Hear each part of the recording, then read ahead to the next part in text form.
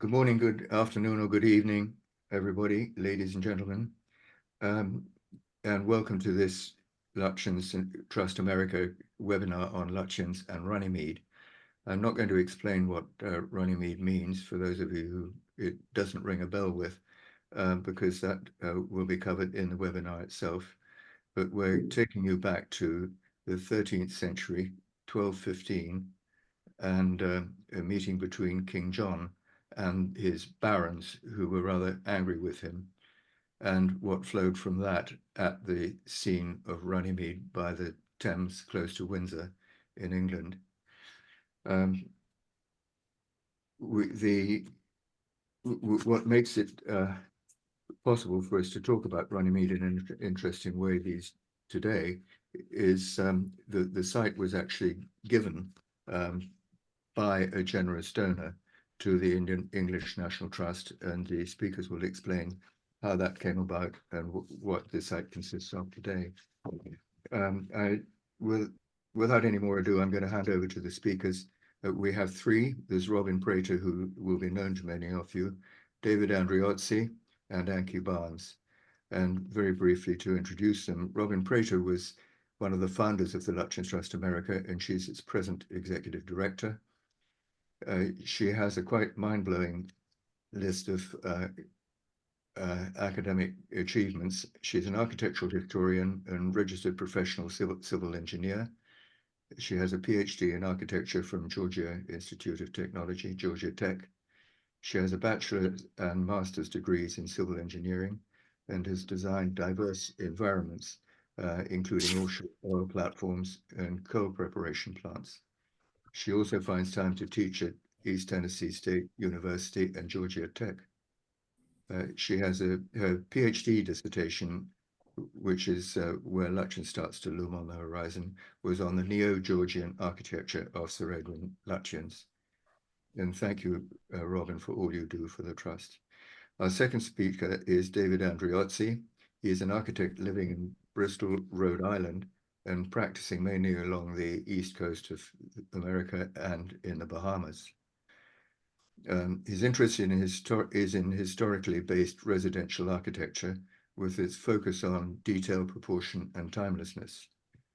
He was president of the Institute of Classical Architecture and Art in New England from 2016 to 2022. And for 6 years, he's been on the national board and as national chairman of the CRAN, which stands for the Custom Residential Architects Network. And our third speaker is also an architect. He's talking to us from Madrid at the moment, so we really are spread over the globe today. Anki was born in South Africa, lives in Washington, D.C., and graduated from Witwatersrand University in South Africa with a bachelor's degree and took a master's at Yale. He trained in both classical and modern architecture and likes to merge traditional architecture with advanced technology.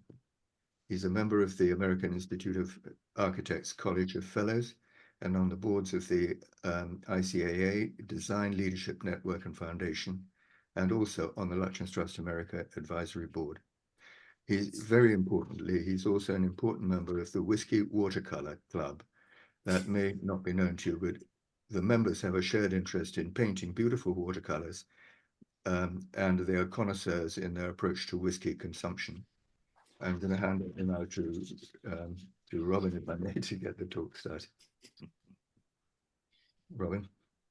Yes.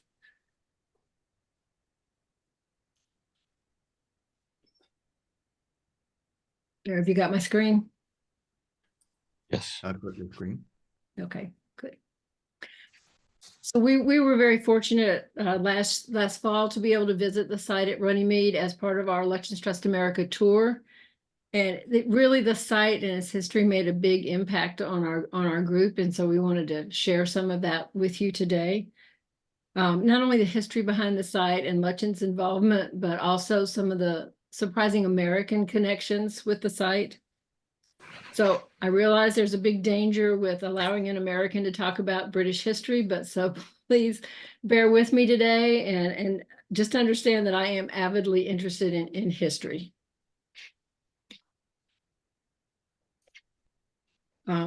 The events that took place, let me go back, sorry. The events that took place on this meadow on June 15th, 2015 continue to resonate. The names Runnymede, King John, and the Magna Carta are forever entwined in history. Runnymede means the meadow of council. It's a place where from ancient times meetings had taken place about the peace of the kingdom. The Magna Carta, or Great Charter, became a foundational document not only for English constitutionalism, but also was cited in 1776 by the founders of the United States of America as one of the guarantors of their rights as colonists. So what made the King of England sit down with his barons to sign such a document, and what were the provisions? It's kind of a long and bumpy road led to Runnymede. If we look all the way back to William the Conqueror, William I, his job was to establish himself as a monarch. And in order to do that, since Britain had a feudal society at the time, he had to work with the barons to control the country. It's surprising, but there was only 149 years between the Norman conquest and the signing of the Magna Carta. 7 kings reigned over Britain during that time. And of these, Henry I and Henry II were notable in establishing the stability of the English monarchy through central administration and judicial initiatives. So in fact, the development of the fundamental principles of English common law traces back to Henry II, who was also the first of the Plantagenet kings and considered one of England's great monarchs. And then that brings us to King John. He and his brother Richard were next in line after Henry II. So they're coming after a really good king. Brother Richard became king first. This is Richard the Lionheart. If any of you followed Robin Hood growing up, this is when this period was set. Richard spent most of his time as a monarch outside of England. I think he was only in the country maybe 5 or 6 months during his whole reign. And so he left John in charge of the government. This worked okay because there was two of Richard's supporters kept him in check. But after Richard died of wounds, John was crowned king. And although the previous kings had put a lot of work into administrative and judicial machinery to help the monarchy be strong, there was really no system of checks and balances for misuse of royal power. King John has been called England's worst king. His story reads almost like a bad soap opera. Although he was reportedly very clever and not lacking in courage, he also seemed gifted in his ability to alienate almost everybody he encountered. He became king, so he annulled his childless marriage and was going to marry a Portuguese princess, but he changed his mind and forced marriage upon a 14-year-old French girl. And that put him directly in conflict with King Philip Augustus in France. And eventually it cost him all of his lands in France, which was except Aquitaine. And that would have been almost half of France that he lost. He was also considered the probable accomplice to the murder of his nephew, who was a possible contender for the throne. And he imprisoned one of the families of the barons that tried to keep him from killing his nephew. He extracted money from his barons to avenge all of his losses. And then he got into a fight with the Pope Innocent III over who was going to be the Archbishop of Canterbury. And so for a period, he got all of England under an interdict, which halted all church services, and he got himself excommunicated. So it was a kind of a little rocky realm. The Archbishop ended up being Stephen Langton, who I think is pictured in this sketch here, because he's ultimately the one that mediated between the barons and the king.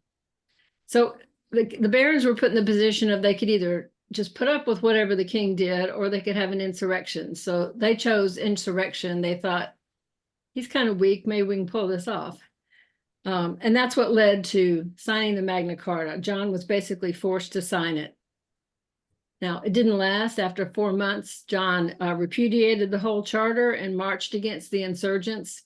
And the only thing that kept from major long-lasting civil war was that John died, and his 9-year-old son was eventually made king. So this is an image of the actual Magna Carta. It was written in Latin. It's got 63 clauses. And they kind of come to as a surprise when you studied it in history, just as what the long-term significance was, because most of these clauses are about feudal rights, and they don't really hold true today. In fact, the UK Parliament site says that only 4 of them have any significance today as far as the provisions. So why is it important? Why are we going back to it? The 2 major principles were established. One was that the king was not above the law, but was limited by the prescribed laws of his realm. And number 2 was that if the king flaunted this contractual relationship with his own unilateral actions, then his subjects reserved the right to force him to observe the laws. So it's, to some extent, it's the concept of Magna Carta is more important than the actual details in the document. It's Magna Carta was invoked in subsequent reigns, and it's, as we said, some of the foundational law in the United States. So this is the site of Runnymede. We put this up to show you. This is Windsor Castle. It's about 3 miles down the Thames to the site where of Runnymede, and it's also not far by an old Roman road that runs through the site. Remember, this Windsor Castle would have been different when the Magna Carta was signed. William built a fortress of wood and with a mound in the center. And Henry II, by the time Henry I and Henry II made it into a royal residence. And the round tower would have been out of stone at this point. But a lot of the buildings you see today would not have been there. This is a map of the actual site. The Lutyens Memorial Lodges form an entryway along this road. They flank either side of the road with 2 pillars, memorial pillars. And then there's Lutyens Kiosk, observed the other end of the site. So you notice a road runs all the way through Runnymede. Then you've got several memorials that have American connections, and I was really surprised to find these the first time I visited the site. This first one that's labeled 1 American Acre is the John F. Kennedy Memorial. Then there is a Jamestown Oak in about this area that marks the founding of Jamestown settlement. And then there's a 3rd memorial, the Magna Carta Memorial is right about here, and we'll talk about those later in the webinar. Across the Thames, this is the Thames River, there's another site. This is the Ankerwick Yew. And this is important. It's near the ruins of St. Mary's Priory, where there was a Benedictine nunnery there in the 12th century. And this is the yew itself. If the Magna Carta was not signed in the tent, like we saw the sketch before, the other possibility for having the signing would be under this yew tree. It's 1400 to 2500 years old. It's a male tree. The girth is about 8 meters or about 26 feet. And it's believed to be the National Trust oldest tree.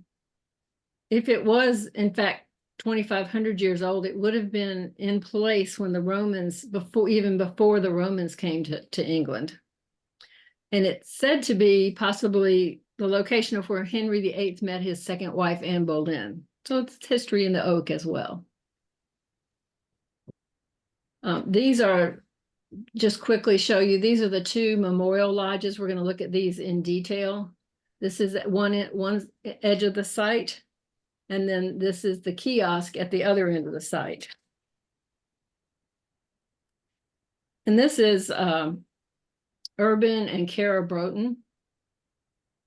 Runnymede today is celebrated as an important National Trust site, largely because of the actions of this couple.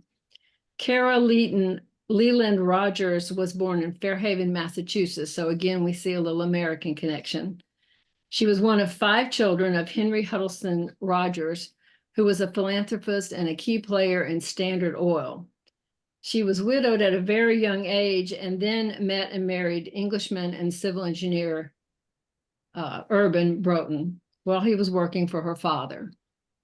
So the couple lived in America for over 25 years, mostly in Chicago area, just prior to the First World War, and I think after the death of Kara's father, they moved back to England with their two sons. Having made his fortune in America through leadership in a variety of engineering companies, Urban entered politics upon his return to England, and he served in Parliament as a Conservative MP from 1915 to 18.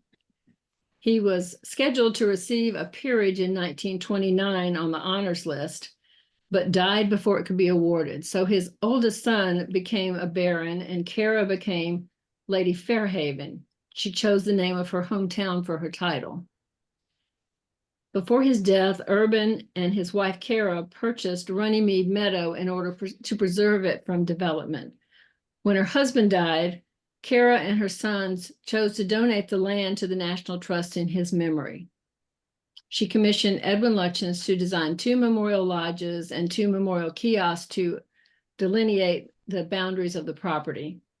And when you look at the memorial piers that stand outside both of the lodges, you'll see that there's an inscription in his memory.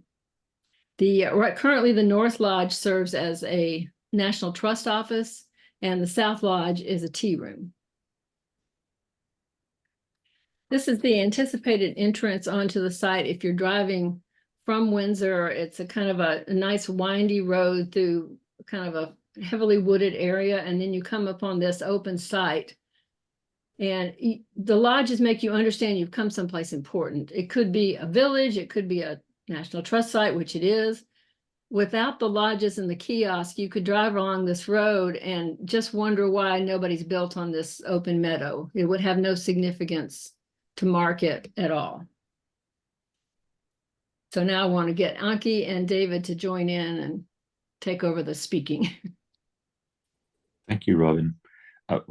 David, chime in anytime. One thing that strikes me about this image is that Lutyens is a terrific and very experienced country house architect, building big, estates from the ground up.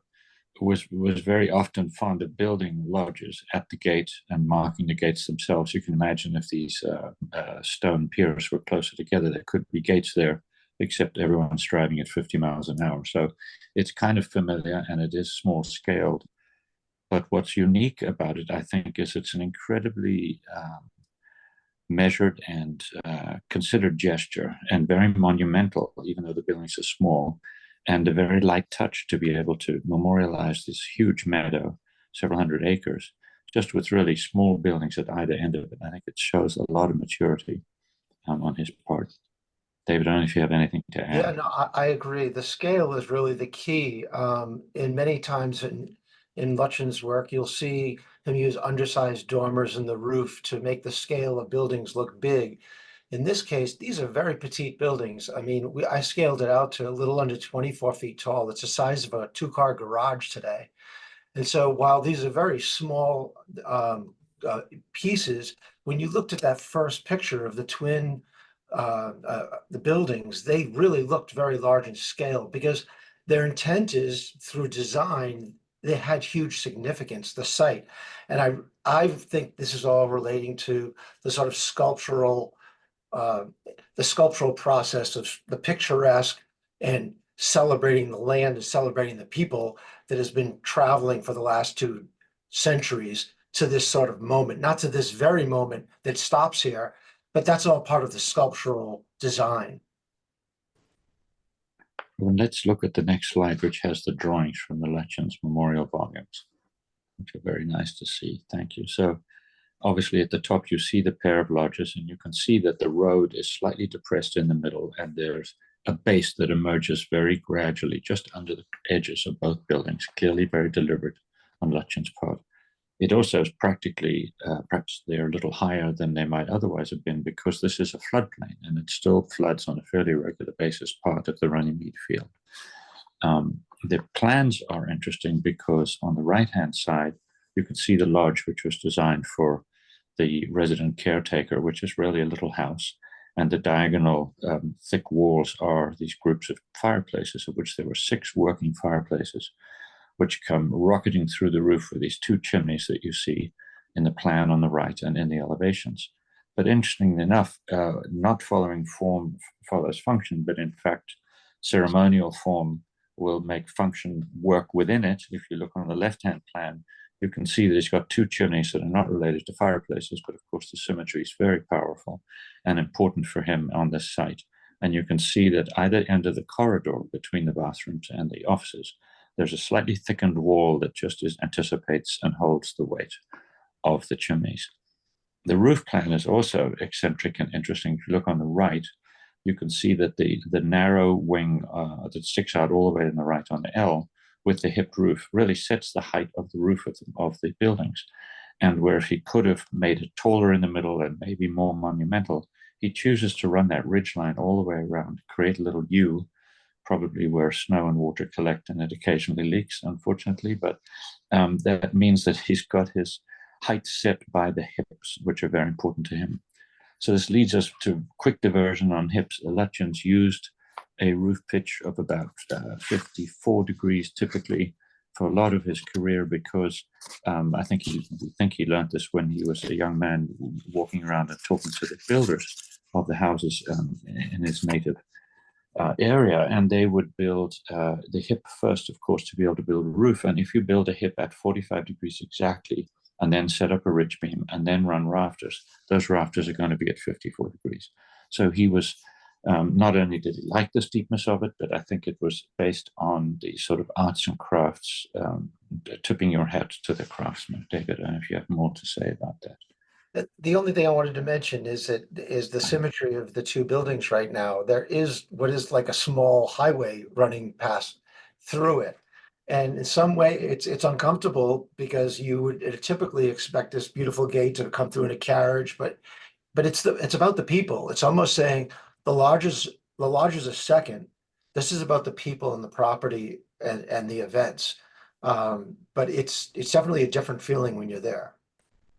It's definitely a feeling of contraction when you're riding on the road, because these stone pillars are prominent. They're close to the road. Yeah. So close to the road that Martin Lutyens was there a few years ago, and one of them had been knocked over by a truck and was lying on the side of the road like a dead tree. And he was instrumental in getting the National Trust to come back and re-erect it somehow perfectly. Well done, Martin. It forces one to think whether it was originally, buggy and carriages, but it wasn't. I mean, we're talking about the 30s. We're talking about beginning of hot rods and things. So this was a highway. And then what we learned together, I don't know if this is coming in the slide, is the opposite gate, his original design. Is that, if it's not in the slides, I can just mention it. You on the can south, just mention it. You can mention yeah, it. on the opposite side of the property, the southeast gate, he originally designed it so that there was actually a buffer there. So you actually came to a buffer, a treed island, and then you had to work your way around the island to come into the gate. And so it was almost like he was saying, I need to create a restrictor plate and to slow down the traffic, but that didn't occur. Let's look at the buildings in a little more detail. Right here, you get a sense of it. If you look at the picnic tables and the person sitting on the right, you can see that, in fact, the scale is really diminutive and yet somehow monumental.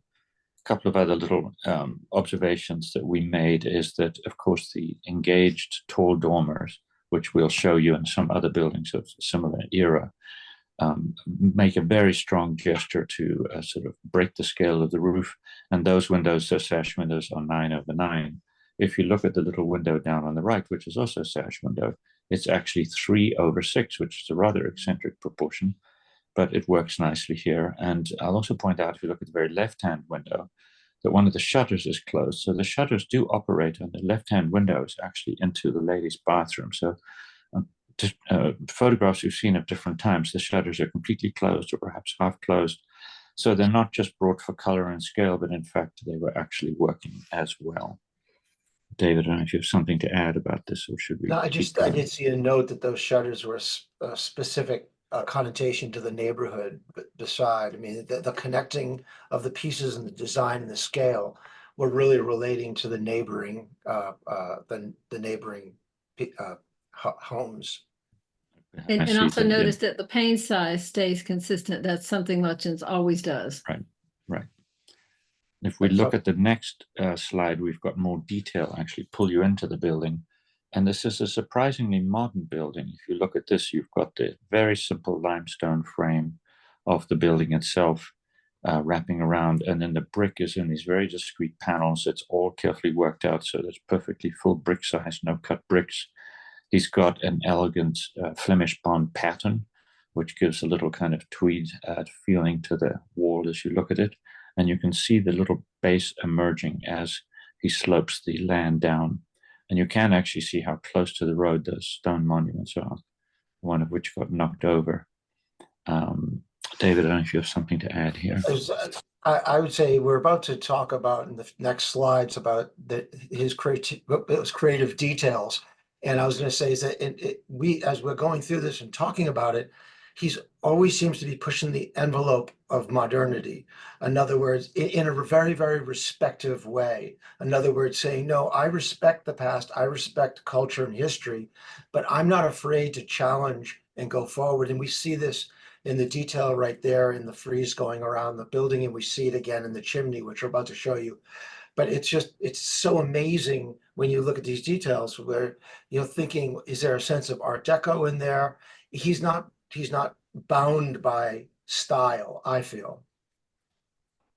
I think that to your point, David, the sort of recessed cornice where you might otherwise have had a projecting cornice or a frieze or a barge board or a painted wooden cornice, it is this very interesting disconnect where the roof is slightly almost as if it's hovering above the wall. He does that same detail very deliberately in the chimney, and we'll see it in other buildings. I also think there's a practical note here. You can see these buildings are in very good condition, and except for the shutters and the windows and doors, there's no wood. Everything else is masonry. The entire eave is made with cantilever tiles, the limestone, the brick. So the buildings weather very well, and I think it was probably very deliberate on his part to have kept the detailing light and shadow in sort of heavy masonry, long living materials to allow the buildings to weather well with low maintenance. So I think I agree. I think that your point, the contradiction or the paradox between that soffit, which is so natural, so Surrey, so England, and then the hardness of that modern detail, the two coming together, saying, no, it's okay for those two to work together. That's just something that it would be difficult for the average architect to let go off of their drafting table, but he's okay challenging himself. If we look, we'll show a couple of other slides. Next one, please, Robin, of buildings that were done at sort of similar time. This is one of the lodges of the British Embassy that faced Massachusetts Avenue that Lutyens built. It was, this is from 1927, so it's a very similar time. And although the drawing's not perfect, you can see that the roof once again is hovering above a slightly recessed limestone sort of shadow line here. So he's got the same sort of layering, and the roof once again seems to be hovering. Let's take a look at the monuments, the stone monuments, if we go to the next one in a little more detail. So what this of course brings to mind immediately is the cenotaph, and that it's a simple limestone mass, and of course it's much smaller. These are much smaller. But we were interested to see that, they're very monumental and they're very sculptural. And as David was saying about the modernity earlier on, you can look at the planes at the top, that the plane of the main face actually runs above the recessed moldings at the top. And then the crown molding is the only piece that actually sticks out beyond that plane. That plane continues up to become the base of the little urns, and then the inscription is written on them.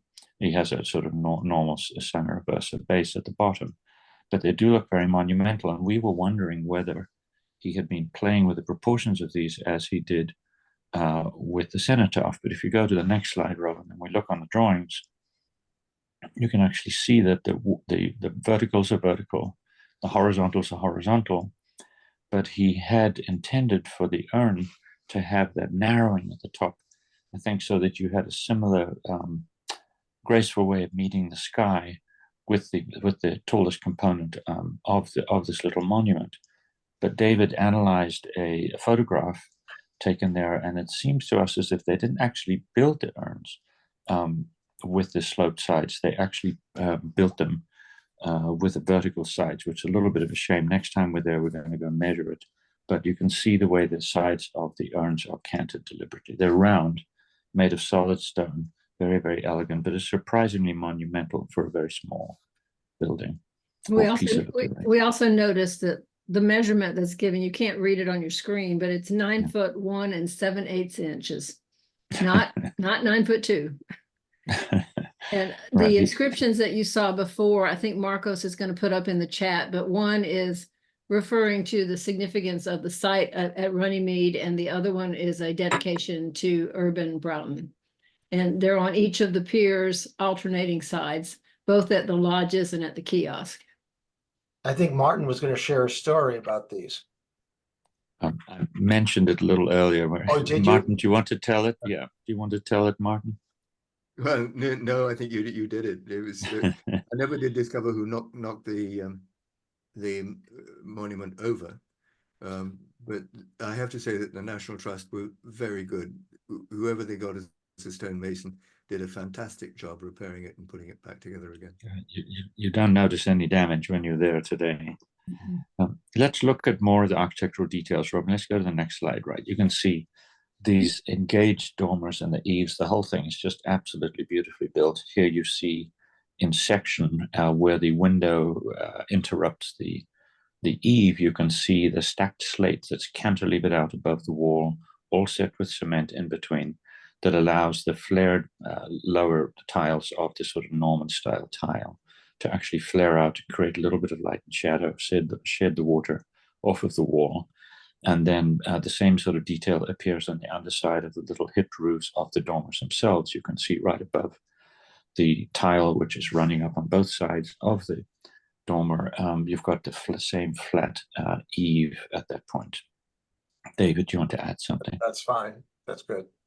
Okay, let's go to the next one. Here you've got a sort of mugshot straight on view and a very detailed view on the right. The one on the right particularly, look how beautifully the tiles are laid on the jambs on the sides of the dormer.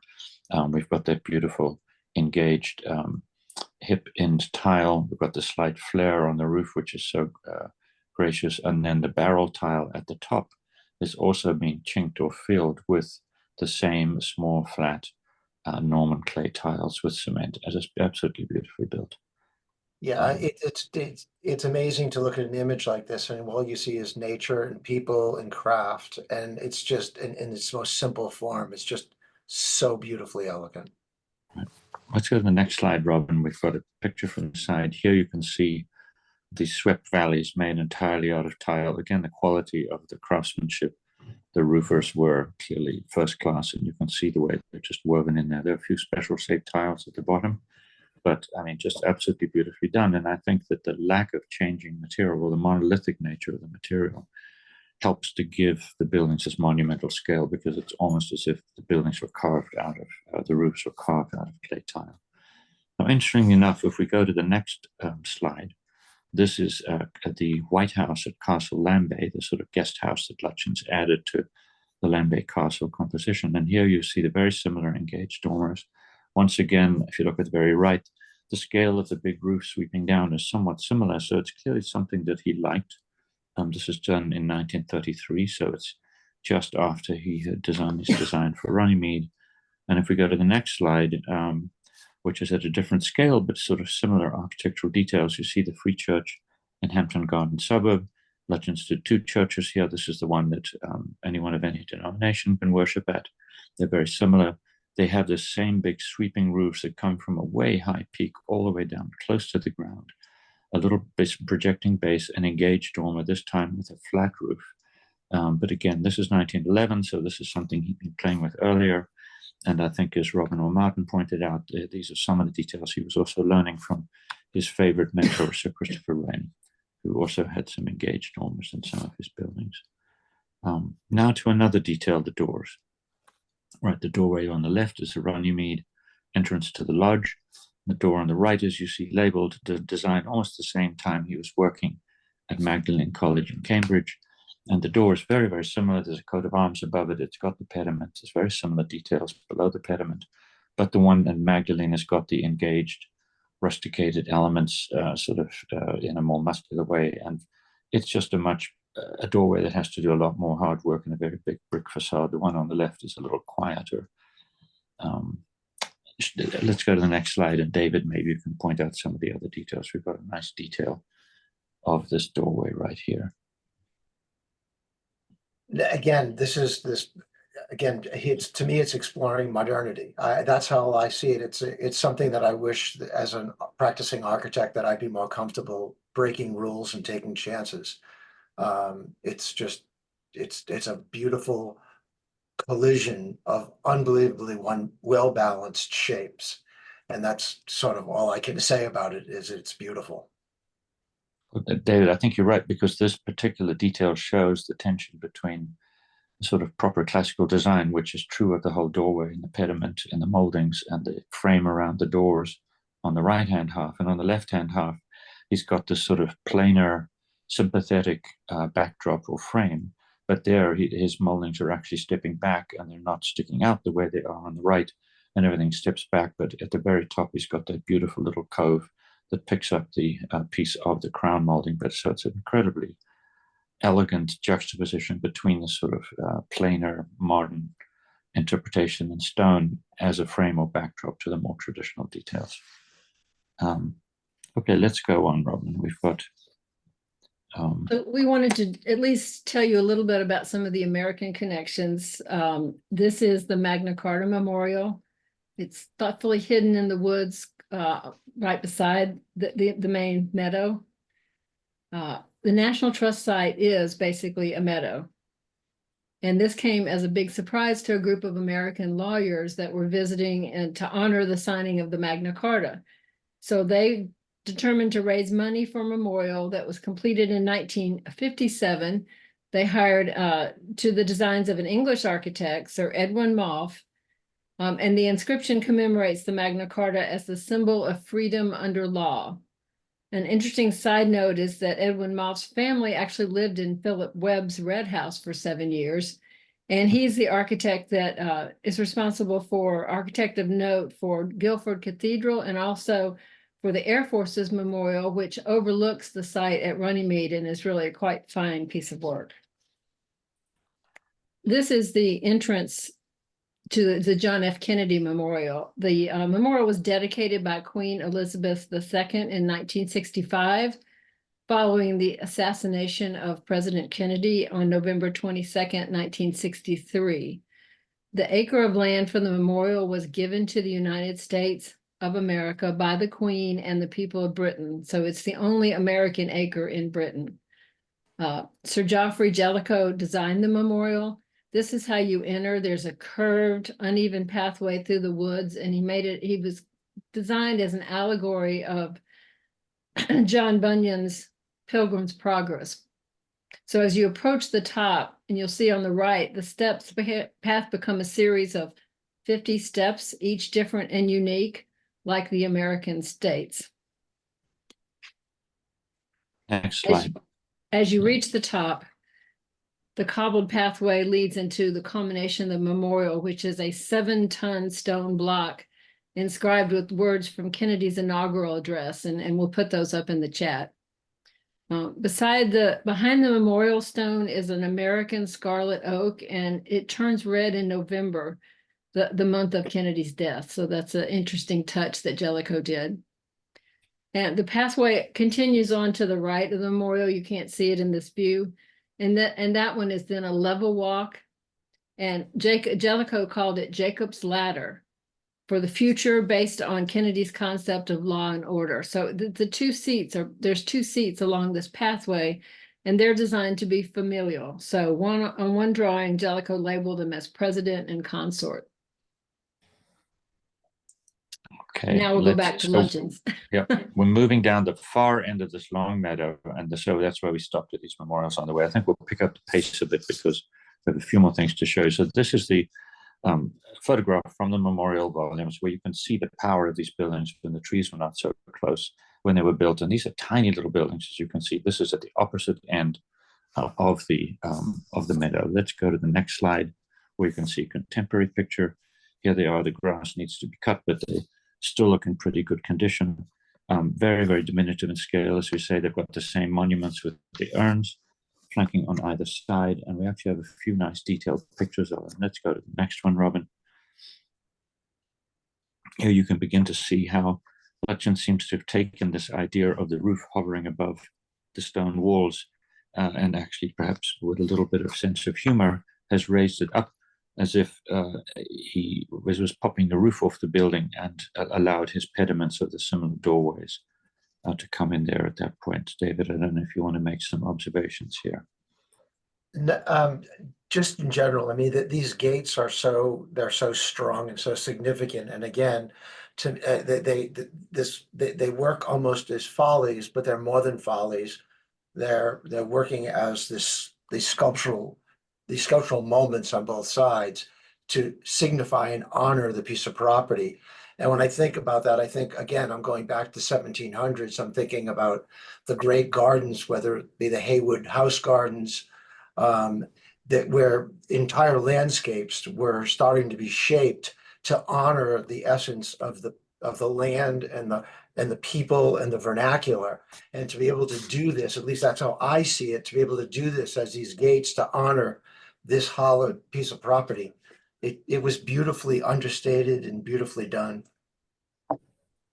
I'll point out here, he's also got brick panels, although they're tiny, hidden right behind the shutters. You can see them here. So he's got the same sort of notion of a series of limestone frames with brick panels in between them with the windows and doors. And once again, this is a 3/6 sash window, which is quirky. And again, pane size is the same as the other. Let's go to the next one, Robin. Just some nice details just to see how beautifully built this is. The overhang of this roof is less than that of the lodges. It seems appropriate for a building that's smaller. And again, the detailing at the doorways is beautiful. And whereas in the doorways of the lodges, we talked about the limestone frame that was modern. Here he runs that limestone frame all the way around the building as part of the wall of the building, the sort of modern setback piece of the limestone frame. Let's go to the next drawing because this refers to what David was talking about earlier. Lutyens designed these two little kiosks and the monuments to come to a road junction where he designed this, lovely traffic slowing sort of island. Unfortunately, they never built this version, so people go pounding through here. But this was Lutyens' intent. Interestingly enough, this sort of focus on roads leads to a bridge that Lutyens designed that we'll share with you in a minute as well. So let's perhaps go to the next slide because we've got some other charming little Lutyens buildings, similar size to refer to. This is the Pimple and Tavistock, tiny little triangular shaped building that is really a doorway to a practical stairway that allows people to maintain this vast underground water reservoir, which was then wrapped with dirt and grass and cows and sheep. It's a powerful little building worth seeing, but again, it's another memorable little Lutyens lodge, which is similar in scale to these little kiosks. Next, please, Robin. Now you can see another contemporary design he was working on. Here you can see the little lodges and the Hampton Court Bridge, also from 1930. The scale of these buildings is very, very similar, although the ones at the bridge are a little more monumental. This is a much more monumental project with a lot more architecture thrown at it. But you can see that the scale of these little buildings was something that he was comfortable with, familiar with, and was constantly working on. The details of the limestone and brick on the right reminded us of the next slide, please. Lutyens, charming little. And I just want to interject that the pavilions on the bridge were not built because they couldn't find a good use for them. Thank you. Exactly. The bridge is there in every other respect, but not. Look at how similar the detailing is. This is this lovely little building, Piccadilly. Those of you who haven't been to it, it's a bookshop now, Asseline, as you can see, and it's right next to Christopher Wren's beautiful church right behind it. And the architectural detailing is somewhat reminiscent, but you can see the detailing is very similar. And in this case, again, the roof is hovering with a setback brick band above the top of the limestone detailing. Let's go to the next one, Robin. I just wanted to add to that Yeah. is that these same exact shapes or a similar shape, similar events that we're talking about occur at the Irish War Memorial Gardens, which is built at the exact same time. So it's those same moments that he's using throughout as moments to sort of act as anchors to create spaces in the landscape. Right. So we thought, because there is a little bridge at Runnymede very close to these little pavilions, we thought we'd talk a bit about the bridges. So here is the full design for the Hampton Court Bridge at the Thames, and everything is built, as Robin said, besides those two little pavilions. And Lutyens was very specific in his bridge design that no matter what the other engineers and the road people had to say, he always wanted the beginning and the end of the bridge to be at the exact same elevation. So he wouldn't accept one be higher than the other because he wanted to have that slight rise as you traveled over the bridges be the same. So this is a triple span bridge because the bridge is wide. The river is very wide at Hampton Court. But there are some other bridges we'll talk about, including the one near this site. David, I don't know if you want to add anything to that, or we go to the next. There's the rendering. Yeah. That's fine. That's a beautiful rendering that was done at the time. You can see these were actually three-pointed arches for the bridges, which of course have their power, but he went to a single span when he was at Runnymede. Let's go to the next one, Robin. So this is a bridge that's very similar to the one that he built here, and this one has got one huge span going over the river with a sort of stone buttress receiving the thrust of the brick arches. The underside is trimmed in limestone, and the buttresses are limestone, and then it's got brick detailing.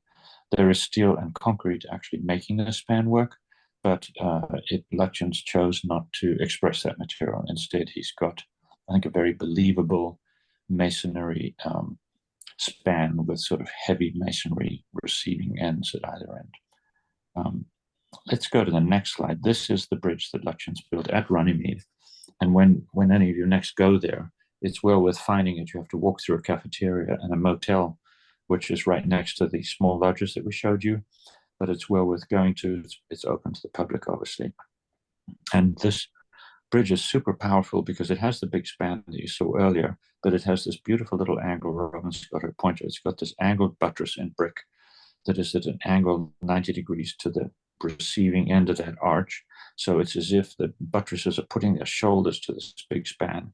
And then flanking it on either side, there are pedestrian walkways through these little arched openings on either side. Now, they look somewhat semicircular, but they aren't. They're actually shaped like teardrops. They've got multiple radii in them, and you can see the voussoirs get heavier as they come back towards the main span of the bridge, again, to sort of put their shoulders into the bridge. David, I'm sure you have something to add here. I mean, it's interesting what's happening. Historically, you think about older bridges, whether it be Ponte St. Angelo in Rome, or where they were basically built on piers. So they're building pier to pier, and then you're building arch to pier to pier. And you're getting much steeper arches, and you're getting ellipses that really are stressing the pier. That's really the solidity of, say, the canal or the water that passes through. In this, we start to see him stretch it out, and it becomes anthropomorphic. It's not about pier to pier.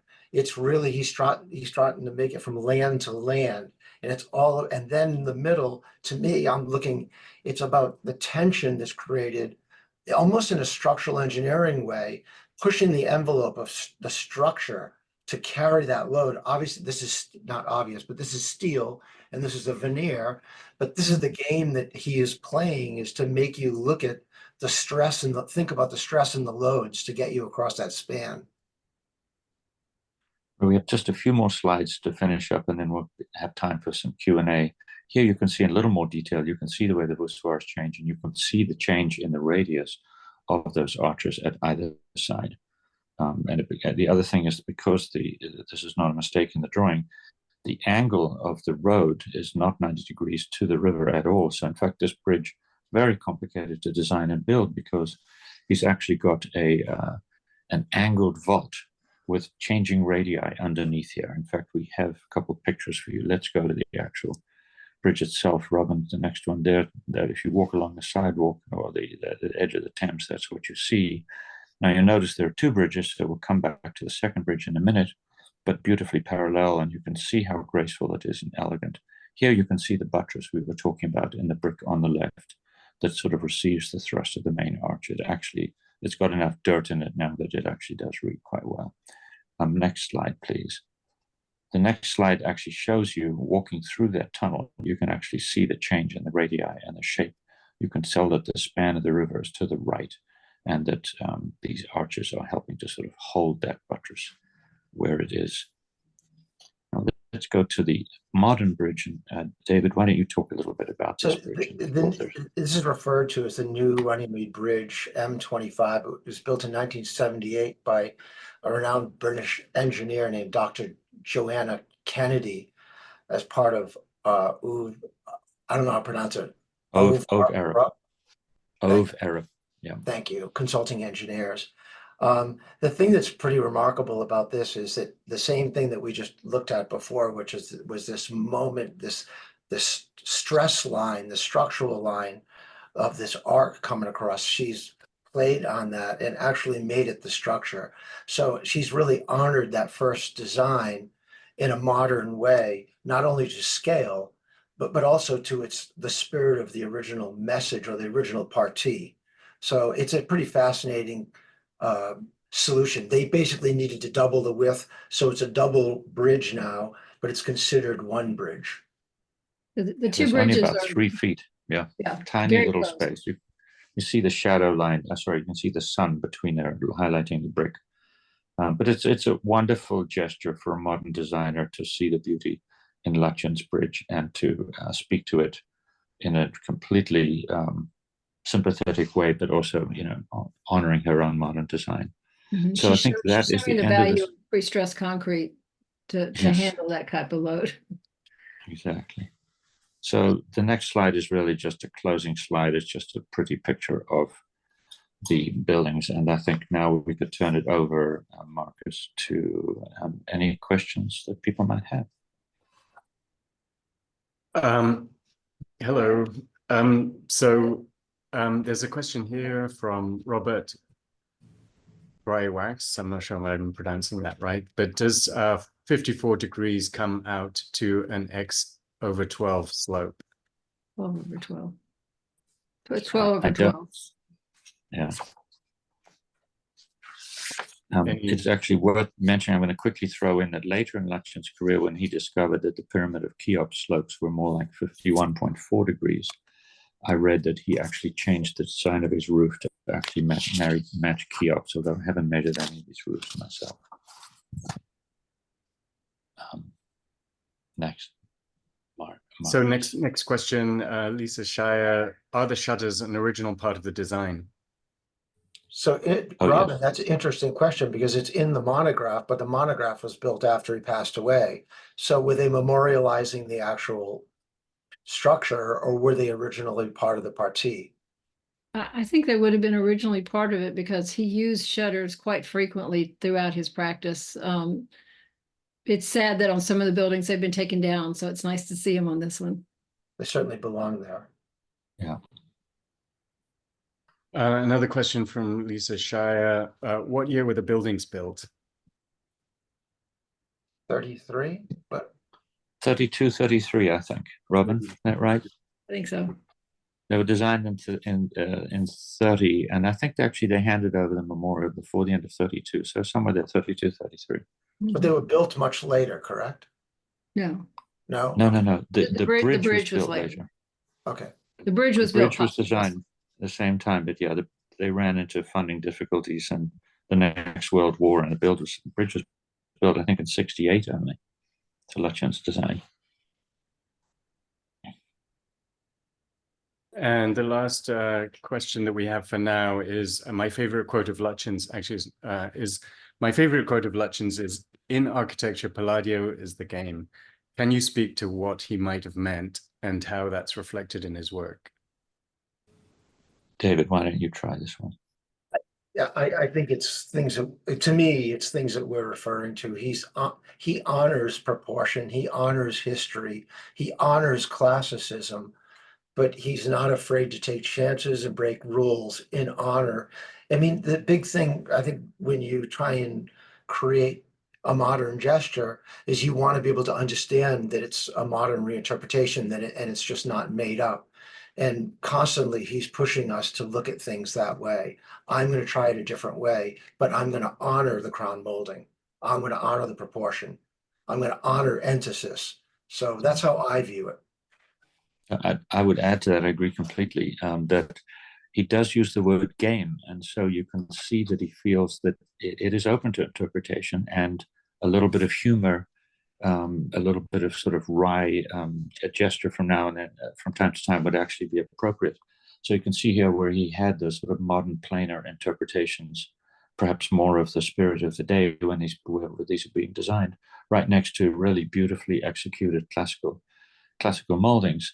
And to David's point, he and it's published in the monographs, he also spent a lot of time looking at the proportions of the moldings by other architects and Romans and Greeks. He went to Rome and sort of did his own tour and did building measurement, discovered a number of interesting things, got fascinated by entasis, by the verticals that are not quite vertical that we mentioned at the memorial in London and Whitechapel, and the horizontals that are actually very slightly radiused. If you look at a Greek temple, the bases are never flat.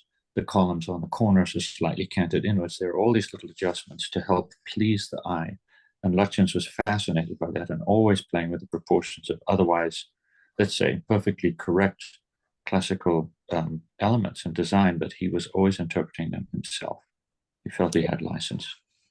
Two more quick points. One was the first building that I was able to experience of his was the British Embassy in DC, I think the only building in the United States. And I walked around with a small group of architects, and we all looked at each other and said, "This guy's so good, he's playing with us." That's the level that the designs were. They were so unfamiliar, but so appropriate. And it reminded me of a quote that I think is totally appropriate, which is Eric Clapton, when he first saw Jimi Hendrix, said, "I wanted to sell guitar." Exactly. Well, I think that's what we have for today, right? We got a There's couple some more questions. Okay. Yeah, maybe we can squeeze in a couple more questions. The White House in Lambay has gutters and downspouts. While the Runnymede lodges do not. Any reason why? Guessing there's more rain in Ireland. I don't know. Or those could be later additions. I'm not sure. It could be later. Mm-hmm. David Pearson, the classical details on the doorways and the classical details look like Lutyens' versions of Palladio's Doric order, which is compressed using the angle of a root 2. Is that correct? I believe you're right, because from the studies that he has where he looks at Palladio so closely in the memorials, I believe that would be correct. I'm not sure. David, do you know? Robin, do you know? I know he wrote to, I think it was Herbert Baker, saying that you have to love the Doric order, and then you have to make it your own. Mm-hmm. So from Robert Greywax, the bridges look to be skewed in plan. Are the end piers also skewed, or are they aligned square to the line of the road? They're skewed as well. Another question, Thomas Chrisman, can one stay in the lodges? no, one of the lodges is a National Trust office, and the other one is a tea house. But so you can have a cup of tea and a nice bun. Unless you lock yourself in a stall. Chris Beckstrom, what was used for the windows and shutters? Oh, I do not know. I don't know, probably oak, but. From James Kramer, hi James. What influence did Runnymede have on other architects doing work at the same time? I think one of the lessons that Runnymede has for even architects today is that the care and the detail that was put into this relatively small commission by Lutyens. It's would have been easy to just half do it, but it's crafted. What I would add to that, Robin, say I would hope that this is an example of an architect doing incredibly grand commissions. He's building in India. He's kind of the sky's the limit. he takes on this tiny commission and gives it all of his attention and produces really just a world-class building at a minor scale, that there's no commission that doesn't deserve one's attention. I hope that would inspire other architects. We're going to finish in a minute or so, but I just a couple of quick things. What's the section detail for the dormers? Their walls appear very thin. The studs turned. Also, I didn't notice metal flashing. Is there flashing? That's from Paul Knight. I didn't see any metal personally, so it's a very interesting question. I would imagine there's lead flashing below the windowsill, which would be typical of the period, but I don't remember It seeing looked it. like it looks like there's cupped clay tiles that actually are the flashing. I thought the same thing. If that detail that you took, Anki, of the looking up the side of the dormer, it almost looks like they have like cupped flashing tiles. It's There's interesting. some custom tiles woven in there. You know, I think the questioner is quite right that the jambs must be unbelievably narrow. I have a feeling they're probably solid 2-inch or 2.5-inch oak, and I think the tiles are just nailed to the outside of them because the thickness beyond the window is virtually just the tiles and the mortar. There's almost nothing else there, and the windows do not have an indented jamb when you get inside the building. So I think they would never pass modern insulation standards. That's for sure, but they do look good. And to finish up, just as we're running over time, John Gunther says, thank you for your beautiful, insightful, and moving presentation. And on that note, I think we'll say goodbye and thank you for joining us today, and hope you will join us in a couple of months for the next webinar. Thank you all. Thank you.